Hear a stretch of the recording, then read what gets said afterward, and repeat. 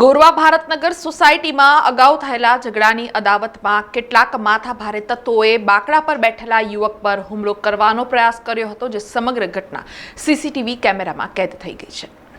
વડોદરા શહેર હવે અસામાજિક તત્વોના હાથમાં હોય તેમ લાગી રહ્યું છે. રોજબરોજ હુમલાના બનાવો બની રહ્યા છે. એનો મતલબ કે હવે લોકોને પોલીસનો જરા પણ ડર નથી. ગત રાત્રિના ગોરવા ભારતનગર સોસાયટીમાં એક મોટી ઘટના બનતા અટકી હતી. અગાઉ થયેલા ઝઘડાની અદાવતમાં કેટલાક માથાભારે તત્વોએ બાકડા પર બેઠેલા યુવક પર હુમલો કરવાનો પ્રયાસ કર્યો હતો. આ ઘટનામાં હુમલાખોરો હથોડો અને દંડા વડે હુમલો કરી દહેશતનો માહોલ ફેલાવતા સીસીટીવી કેમેરામાં જોવા મળી રહ્યા છે. અને કે રિક્ષા અંદર જઈને મિનિટોમાં જ બહાર આવે છે, જે રોડ પર ઊભી રહે છે અને તેમાંથી વારાફરતી 3 થી 4 યુવાનો બહાર ઉતરીને વાતચીત કરી તે જ રિક્ષામાં જતા દેખાય છે. ત્યારે આ ઘટનાના સીસીટીવી ફૂટેજ વાયરલ થતાં જ ગોરવા પોલીસ હરકતમાં આવી છે અને રિક્ષા નંબર તેમજ હુમલાખોરોની શોધખોળ શરૂ કરી છે.